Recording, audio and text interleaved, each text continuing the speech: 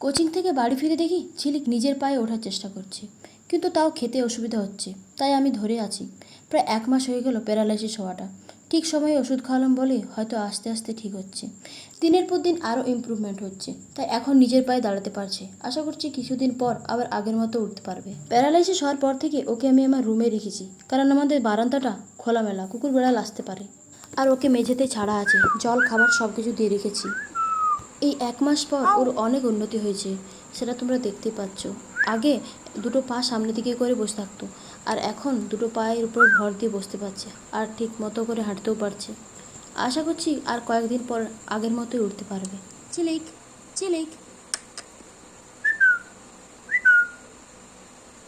ঝিলিক, এদিকে আয়, এদিকে আয়, আয়।